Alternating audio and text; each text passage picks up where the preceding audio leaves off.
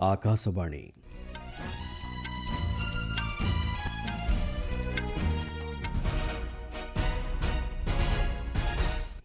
ସମ୍ବାଦ ପଢ଼ୁଛନ୍ତି ଚନ୍ଦନ ଘୋଷ।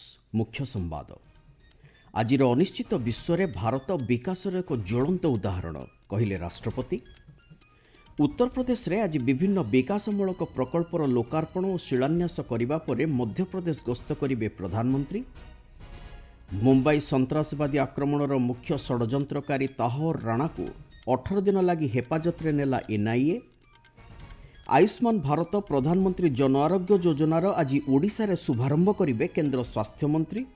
ଏବଂ ଆଇପିଏଲ୍ରେ ଗତକାଲିର ମ୍ୟାଚ୍ରେ ରୟାଲ ଚ୍ୟାଲେଞ୍ଜର୍ସ ବେଙ୍ଗାଲୁରୁକୁ 6 ୱିକେଟ୍ରେ ପରାସ୍ତ କଲା ଦିଲ୍ଲୀ କ୍ୟାପିଟାଲ୍ସ। ଆଜିର ଅନିଶ୍ଚିତ ବିଶ୍ୱରେ ଭାରତ ବିକାଶର ଏକ ଜ୍ୱଳନ୍ତ ଉଦାହରଣ ବୋଲି ରାଷ୍ଟ୍ରପତି ଦ୍ରୌପଦୀ ମୁର୍ମୁ ମତବ୍ୟକ୍ତ କରିଛନ୍ତି। ଗତକାଲି ବ୍ରାଟିସ୍ଲାଭାଠାରେ ବୈଦେଶିକ ମନ୍ତ୍ରଣାଳୟ ପକ୍ଷରୁ ଆୟୋଜିତ ଭାରତ ସ୍ଲୋଭାକ ବ୍ୟାବସାୟିକ ଫୋରମକୁ ଉଦ୍ଘାଟନ କରି ସେ ଏହା କହିଛନ୍ତି। ଭାରତର ଦକ୍ଷ ମାନବ ସମ୍ବଳ ସ୍ଲୋଭାକିଆର ଅର୍ଥନୈତିକ ଅଭିବୃଦ୍ଧି ଦିଗରେ ସହାୟକ ହୋଇପାରିବ ବୋଲି ଶ୍ରୀମତୀ ମୁର୍ମୁ ମତବ୍ୟକ୍ତ କରିବା ସହିତ ମେକ୍ ଇନ୍ ଇଣ୍ଡିଆ କାର୍ଯ୍ୟକ୍ରମରେ ଅଂଶଗ୍ରହଣ କରିବା ଲାଗି ସେଠାକାର ବ୍ୟବସାୟୀ ଗୋଷ୍ଠୀଙ୍କୁ ନିମନ୍ତ୍ରଣ କରିଛନ୍ତି। ଶ୍ରୀମତୀ ମୁର୍ମୁ ଗତକାଲି ତାଙ୍କର ସ୍ଲୋଭାକିଆ ପ୍ରତିପକ୍ଷଙ୍କ ସହିତ ଐତିହାସିକ ସହର ନିତ୍ରାରେ ଥିବା ଜାଗୁଆର ଲ୍ୟାଣ୍ଡ ରୋଭର ଫ୍ୟାକ୍ଟ୍ରି ପରିଦର୍ଶନ କରିଥିଲେ। ପରେ ସ୍ଥାନୀୟ ସିଟି ପାର୍କଠାରେ ଉଭୟ ରାଷ୍ଟ୍ରପତି ସ୍ଲୋଭାକିଆର ଜାତୀୟ ବୃକ୍ଷ ଲିଣ୍ଡେନ୍ ଚାରା ରୋପଣ କରିଥିଲେ। ଏଥିସହିତ ଶ୍ରୀମତୀ ମୁର୍ମୁ ବ୍ରାଟିସ୍ଲାଭାରେ ଥିବା ଭାରତୀୟ ସମ୍ପ୍ରଦାୟଙ୍କ ସହ ଭାବ ବିନିମୟ କରିଥିଲେ। ଦୁଇ ଦେଶ ଗସ୍ତର ଦ୍ୱିତୀୟ ପର୍ଯ୍ୟାୟରେ ରାଷ୍ଟ୍ରପତି ଶ୍ରୀମତୀ ମୁର୍ମୁ ଗତ ବୁଧବାର ଦିନ ସ୍ଲୋଭାକିଆରେ ପହଞ୍ଚିଛନ୍ତି। ପ୍ରଧାନମନ୍ତ୍ରୀ ନରେନ୍ଦ୍ର ମୋଦି ଆଜି ଉତ୍ତରପ୍ରଦେଶ ଓ ମଧ୍ୟପ୍ରଦେଶ ଗସ୍ତ କରିବେ। ଏହି ଅବସରରେ ସେ ପ୍ରଥମେ ବାରାଣସୀ ଗସ୍ତ କରି 3,880 କୋଟିରୁ ଉର୍ଦ୍ଧ୍ୱ ଟଙ୍କା ବ୍ୟୟ ଅଟକଳରେ ବିଭିନ୍ନ ବିକାଶମୂଳକ ପ୍ରକଳ୍ପର ଶିଳାନ୍ୟାସ ଓ ଲୋକାର୍ପଣ କରିବେ।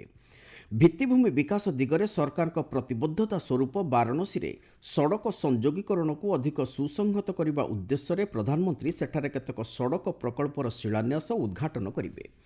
ପ୍ରଧାନମନ୍ତ୍ରୀ 70 ବର୍ଷରୁ ଉର୍ଦ୍ଧ୍ୱ ଯୋଗ୍ୟ ବରିଷ୍ଠ ନାଗରିକଙ୍କୁ ଆୟୁଷ୍ମାନ ଭେ ବନ୍ଦନା କାର୍ଡ ବଣ୍ଟନ କରିବେ। ଏହାଛଡ଼ା ତାବଲା, ଥାଣ୍ଡାଇ, ତ୍ରିରଙ୍ଗା ବର୍ଫି ଭଳି ସ୍ଥାନୀୟ ଉତ୍ପାଦକୁ ସେ ଜିଆଇ ପ୍ରମାଣପତ୍ର ପ୍ରଦାନ କରିବେ। ଏହି ଅବସରରେ ଉତ୍ତରପ୍ରଦେଶର ଦୁଗ୍ଧ ଯୋଗାଣକାରୀଙ୍କ ବ୍ୟାଙ୍କ ଆକାଉଣ୍ଟକୁ 105 କୋଟିରୁ ଉର୍ଦ୍ଧ୍ୱ ଟଙ୍କା ପ୍ରତ୍ୟକ୍ଷ ଲାଭ ହସ୍ତାନ୍ତର ଯୋଜନା ମାଧ୍ୟମରେ ପ୍ରଦାନ କରିବାର କାର୍ଯ୍ୟସୂଚୀ ରହିଛି। ଏହାଛଡ଼ା ଶକ୍ତି କ୍ଷେତ୍ରରେ ମୌଳିକ ଢାଞ୍ଚାକୁ ଅଧିକ ପ୍ରୋତ୍ସାହନ ଦେବା ଉଦ୍ଦେଶ୍ୟରେ 1,045 କୋଟିରୁ ଉର୍ଦ୍ଧ୍ୱ ଟଙ୍କା ବ୍ୟୟରେ ସ୍ଥାପନ କରାଯାଇଥିବା 2ଟି 400 କିଲୋଭୋଲ୍ଟ ଏବଂ ଗୋଟିଏ 220 ଭୋଲ୍ଟ ଟ୍ରାନ୍ସମିଶନ ସବଷ୍ଟେସନକୁ ପ୍ରଧାନମନ୍ତ୍ରୀ ଉଦ୍ଘାଟନ କରିବେ। ସେହିଭଳି ସମସ୍ତଙ୍କ ଲାଗି ଶିକ୍ଷା ସୁନିଶ୍ଚିତ କରିବା ଲାଗି ପ୍ରଧାନମନ୍ତ୍ରୀ ଆଜି ବାରାଣସୀ ଓ ଏହାର ସଂଲଗ୍ନ ଅଞ୍ଚଳରେ ଏକ ସରକାରୀ ପଲିଟେକ୍ନିକ୍ ମହାବିଦ୍ୟାଳୟ, 356ଟି ଗ୍ରାମାଞ୍ଚଳ ପାଠାଗାର ଏବଂ 100ଟି ଅଙ୍ଗନବାଡି କେନ୍ଦ୍ରର ଉଦ୍ଘାଟନ କରିବେ। ଏହାଛଡ଼ା ସ୍ମାର୍ଟ ସିଟି ମିଶନ ଅଧୀନରେ 77ଟି ପ୍ରାଥମିକ ବିଦ୍ୟାଳୟ ସୌଧର ପୁନରୁଦ୍ଧାର ଏବଂ କସ୍ତୁରବା ଗାନ୍ଧୀ ବିଦ୍ୟାଳୟରେ ଏକ ନୂତନ ସୌଧ ନିର୍ମାଣ ଲାଗି ଶିଳାନ୍ୟାସ କରିବେ। ଏହି ଅବସରରେ ପ୍ରଧାନମନ୍ତ୍ରୀ ଜଳଜୀବନ ମିଶନ ଅଧୀନରେ 345 କୋଟି ଟଙ୍କା ବ୍ୟୟ ଅଟକଳରେ ହୋଇଥିବା 130ଟି ଗ୍ରାମାଞ୍ଚଳ ପାନୀୟ ଜଳ ଯୋଜନାର ଶୁଭାରମ୍ଭ କରିବେ। ଏହାପରେ ମଧ୍ୟପ୍ରଦେଶ ଗସ୍ତ କରି ଶ୍ରୀ ମୋଦି ଆନନ୍ଦପୁର ଧାମଠାରେ ଏକ ଜନସମାବେଶରେ ଉଦ୍ବୋଧନ ଦେବାର କାର୍ଯ୍ୟସୂଚୀ ରହିଛି। ସ୍ଥାନୀୟ ଇସାଗଡ଼ ସ୍ଥିତ ଗୁରୁଜୀ ମହାରାଜ ମନ୍ଦିରରେ ଏହି ଅବସରରେ ପ୍ରଧାନମନ୍ତ୍ରୀ ପୂଜାର୍ଚ୍ଚନା କରିବେ ବୋଲି ଜଣାପଡ଼ିଛି। ଦେଶରେ ନିଶାଦ୍ରବ୍ୟ କାରବାରକୁ ଦମନ କରିବା ଦିଗରେ କେନ୍ଦ୍ର ସରକାର ସମସ୍ତ ଆବଶ୍ୟକ ପଦକ୍ଷେପ ନେଉଛନ୍ତି ବୋଲି ସ୍ୱରାଷ୍ଟ୍ରମନ୍ତ୍ରୀ ଅମିତ ଶାହା କହିଛନ୍ତି। ସାମାଜିକ ଗଣମାଧ୍ୟମରେ ଏ ସମ୍ପର୍କରେ ପୋଷ୍ଟ କରି ଶ୍ରୀ ଶାହା କହିଛନ୍ତି, ଏକ ନିଶାମୁକ୍ତ ଭାରତ ଗଠନ କରିବା ସମ୍ପର୍କିତ ସରକାରଙ୍କ ଦୃଷ୍ଟିକୋଣକୁ ସାକାର କରିବା ଲାଗି ନିଶାଦ୍ରବ୍ୟ କାରବାର କରୁଥିବା ଗୋଷ୍ଠୀଙ୍କ ବିରୁଦ୍ଧରେ କଠୋର କାର୍ଯ୍ୟାନୁଷ୍ଠାନ ଜାରି ରହିବ। ଇତିମଧ୍ୟରେ ଆସାମରେ ନିଶା ବେପାରୀଙ୍କ ବିରୁଦ୍ଧରେ ଏକ ବଡ଼ ଧରଣର ଅପରେସନ ଆରମ୍ଭ କରାଯାଇ 3 ଜଣଙ୍କୁ ଗିରଫ କରାଯିବା ସହିତ 24 କୋଟି 32 ଲକ୍ଷ ଟଙ୍କା ମୂଲ୍ୟର ପ୍ରାୟ 30 କିଲୋଗ୍ରାମର ମେଥାମ୍ଫେଟାମାଇନ୍ ଟାବଲେଟ୍ ଜବତ କରାଯାଇଛି ବୋଲି ଶ୍ରୀ ଶାହା ସୂଚନା ଦେଇଛନ୍ତି। ଏହି ବଡ଼ ସଫଳତା ଲାଗି ସ୍ୱରାଷ୍ଟ୍ରମନ୍ତ୍ରୀ ନିଶାଦ୍ରବ୍ୟ ନିୟନ୍ତ୍ରଣ ବ୍ୟୁରୋ, ଆସାମ ପୁଲିସ ଓ ସିଆର୍ପିଏଫ୍କୁ ଅଭିନନ୍ଦନ ଜଣାଇଛନ୍ତି। ଆପଣମାନେ ସମ୍ବାଦ ଶୁଣୁଛନ୍ତି ଆକାଶବାଣୀରୁ। 26/11 ମୁମ୍ବାଇ ସନ୍ତାସବାଦୀ ଆକ୍ରମଣର ମୁଖ୍ୟ ଷଡ଼ଯନ୍ତ୍ରକାରୀ ତାହୱାର ହୁସେନ ରାଣାଙ୍କୁ ଗତକାଲି ସନ୍ଧ୍ୟାରେ ଜାତୀୟ ତଦନ୍ତକାରୀ ସଂସ୍ଥା ଏନ୍ଆଇଏ ଦିଲ୍ଲୀ ବିମାନ ବନ୍ଦରରୁ ଗିରଫ କରିଛି। ଯୁକ୍ତରାଷ୍ଟ୍ର ଆମେରିକାରୁ ସଫଳ ପ୍ରତ୍ୟର୍ପଣ ପରେ ରାଣାକୁ ଏକ ସ୍ୱତନ୍ତ୍ର ବିମାନରେ ଲସ୍ ଆଞ୍ଜେଲସ୍ରୁ ଏନ୍ଆଇଏ ଏବଂ ଏନ୍ଏସ୍ଜିର ସୁରକ୍ଷାକର୍ମୀଙ୍କ ଉପସ୍ଥିତିରେ ଭାରତ ଅଣାଯାଇଥିଲା। ବିମାନ ବନ୍ଦରରୁ ରାଣାକୁ ପ୍ରଥମେ ସ୍ୱାସ୍ଥ୍ୟ ପରୀକ୍ଷା ଲାଗି ନିଆଯାଇଥିଲା ଏବଂ ପରେ ରାତିରେ ପଟିଆଲା ହାଉସ୍ ଅଦାଲତରେ ଏନ୍ଆଇଏର ସ୍ୱତନ୍ତ୍ର ବିଚାରପତିଙ୍କ ସମ୍ମୁଖରେ ହାଜର କରାଯାଇଥିଲା।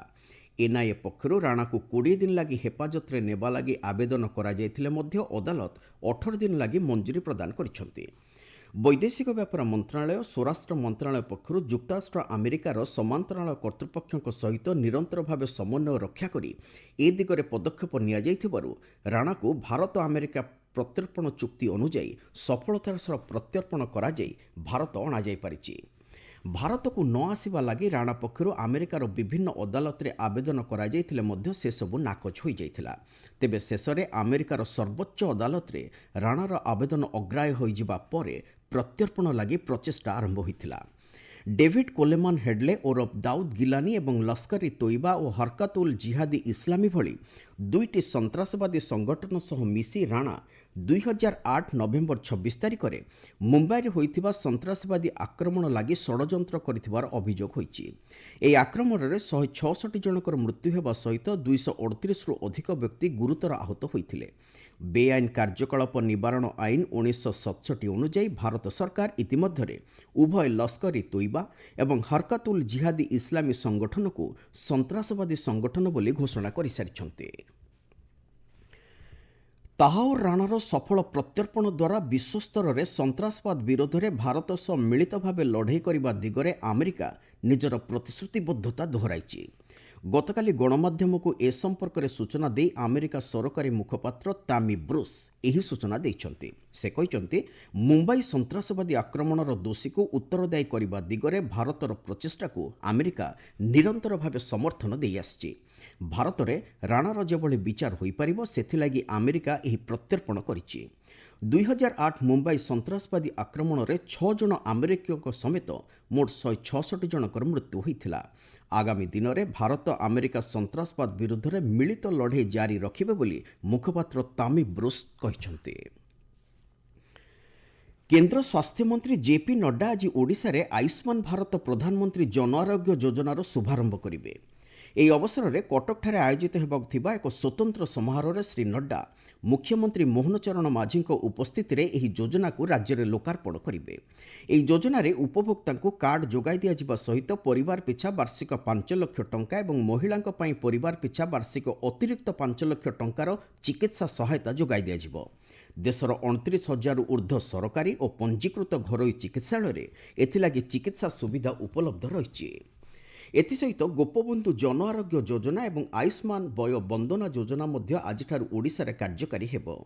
ଏହି ସମାରୋହରେ ଓଡ଼ିଶାର ଉପମୁଖ୍ୟମନ୍ତ୍ରୀ ପ୍ରଭାତୀ ପରିଡ଼ା ଏବଂ କନକବର୍ଦ୍ଧନ ସିଂହଦେଓ ମଧ୍ୟ ଉପସ୍ଥିତ ରହିବେ। ପରେ କେନ୍ଦ୍ର ସ୍ୱାସ୍ଥ୍ୟମନ୍ତ୍ରୀ ଶ୍ରୀ ନଡ୍ଡା କଟକସ୍ଥିତ ଶିଶୁ ଭବନର ନୂତନ ସୌଧକୁ ଉଦ୍ଘାଟନ କରିବାର କାର୍ଯ୍ୟସୂଚୀ ରହିଛି। ଯୁକ୍ତରାଷ୍ଟ୍ର ଆମେରିକାକୁ ବିଭିନ୍ନ ଦେଶରୁ ଆମଦାନୀ ହେଉଥିବା ଦ୍ରବ୍ୟ ଉପରେ ଲଗାଯାଇଥିବା ଶୁଳ୍କ ଆଦାୟକୁ ରାଷ୍ଟ୍ରପତି ଡୋନାଲ୍ଡ ଟ୍ରମ୍ପ 90 ଦିନ ପର୍ଯ୍ୟନ୍ତ ସ୍ଥଗିତ ରଖିଛନ୍ତି। ଏହି 90 ଦିନ ଆସନ୍ତା ଜୁଲାଇ 9 ତାରିଖରେ ଶେଷ ହେଉଛି। ଏହି ଅବଧି ମଧ୍ୟରେ ବ୍ୟବସାୟିକ ଭାଗିଦାରୀ ଦେଶଗୁଡ଼ିକ ଯଦି ଆମେରିକା ସହ ଏ ସମ୍ପର୍କରେ କୌଣସି ରାଜିନାମାରେ ଉପନୀତ ହେବାରେ ସମର୍ଥ ହୋଇ ନ ପାରନ୍ତି ତେବେ ପୂର୍ବରୁ ଘୋଷଣା କରାଯାଇଥିବା ଆନୁପାତିକ ଶୁଳ୍କ ଦର ଲାଗୁ କରାଯିବ ବୋଲି ଶ୍ରୀ ଟ୍ରମ୍ପ ଗଣମାଧ୍ୟମକୁ ସୂଚନା ଦେଇଛନ୍ତି। ଆଇପିଏଲ୍ରେ ଗତକାଲି ଅନୁଷ୍ଠିତ ମ୍ୟାଚ୍ରେ ଦିଲ୍ଲୀ କ୍ୟାପିଟାଲ୍ସ ରୟାଲ ଚ୍ୟାଲେଞ୍ଜର୍ସ ବେଙ୍ଗାଲୁରୁକୁ 6 ୱିକେଟ୍ରେ ପରାସ୍ତ କରିଛି। ବେଙ୍ଗାଲୁରୁର ଏମ୍ ଚିନ୍ନାସ୍ୱାମୀ ଷ୍ଟାଡିୟମ୍ରେ ଗତ ରାତିରେ ଅନୁଷ୍ଠିତ ମ୍ୟାଚ୍ରେ ପ୍ରଥମେ ବ୍ୟାଟିଂ କରି ରୟାଲ ଚ୍ୟାଲେଞ୍ଜର୍ସ ନିର୍ଦ୍ଧାରିତ 20 ଓଭରରେ 7 ୱିକେଟ୍ ହରାଇ 163 ରନ୍ କରିଥିଲା। ଦଳ ପକ୍ଷରୁ ଓପନର ଫିଲ୍ ସଲ୍ଟ 17ଟି ବଲ୍ରୁ 37 ରନ୍ ସଂଗ୍ରହ କରିଥିବା ବେଳେ ଟିମ୍ ଡେଭିଡ୍ 20ଟି ବଲ୍ରୁ 37 ରନ୍ କରିଥିଲେ। ଦିଲ୍ଲୀ କ୍ୟାପିଟାଲ୍ସ ପକ୍ଷରୁ ଭିଫ୍ରାଜ ନିଗମ ଓ କୁଲଦୀପ ଯାଦବ 2ଟି ଲେଖାଏଁ ୱିକେଟ୍ ଅକ୍ତିଆର କରିଥିଲେ। 164 ରନ୍ ବିଜୟ ଲକ୍ଷ୍ୟର ପିଛା କରି ଦିଲ୍ଲୀ କ୍ୟାପିଟାଲ୍ସ 17 ଓଭର 5ଟି ବଲ୍ରେ 4 ୱିକେଟ୍ ହରାଇ 169 ରନ୍ କରିଥିଲା। KL Rahul player of the match ବିବେଚିତ ହୋଇଛନ୍ତି। ଆଜି ଚେନ୍ନାଇର ଏମ୍ଏ ଚିଦାମ୍ବରମ୍ ଷ୍ଟାଡିୟମ୍ରେ ଚେନ୍ନାଇ ସୁପର କିଙ୍ଗସ୍ ଓ କୋଲକାତା ନାଇଟ୍ ରାଇଡର୍ସ ମଧ୍ୟରେ ମୁକାବିଲା ହେବ। ଏହି ମ୍ୟାଚ୍ ସନ୍ଧ୍ୟା 7:30ରେ ଆରମ୍ଭ ହେବ। ମୁଖ୍ୟ ସମ୍ବାଦଗୁଡ଼ିକ ପୁଣି ଥରେ। ଆଜିର ଅନିଶ୍ଚିତ ବିଶ୍ୱରେ ଭାରତ ବିକାଶର ଏକ ଜ୍ୱଳନ୍ତ ଉଦାହରଣ କହିଲେ ରାଷ୍ଟ୍ରପତି। ଉତ୍ତରପ୍ରଦେଶରେ ଆଜି ବିଭିନ୍ନ ବିକାଶମୂଳକ ପ୍ରକଳ୍ପର ଲୋକାର୍ପଣ ଓ ଶିଳାନ୍ୟାସ କରିବା ପରେ ମଧ୍ୟପ୍ରଦେଶ ଗସ୍ତ କରିବେ ପ୍ରଧାନମନ୍ତ୍ରୀ। ମୁମ୍ବାଇ ସନ୍ତାସବାଦୀ ଆକ୍ରମଣର ମୁଖ୍ୟ ଷଡ଼ଯନ୍ତ୍ରକାରୀ ତାହାଉର ରାଣାକୁ 18 ଦିନ ଲାଗି ହେଫାଜତରେ ନେଲା ଏନ୍ଆଇଏ ଏବଂ ଆୟୁଷ୍ମାନ ଭାରତ ପ୍ରଧାନମନ୍ତ୍ରୀ ଜନ ଆରୋଗ୍ୟ ଯୋଜନାର ଆଜି ଓଡ଼ିଶାରେ ଶୁଭାରମ୍ଭ କରିବେ କେନ୍ଦ୍ର ସ୍ୱାସ୍ଥ୍ୟମନ୍ତ୍ରୀ। ସମ୍ବାଦ ଶେଷ ହେଲା।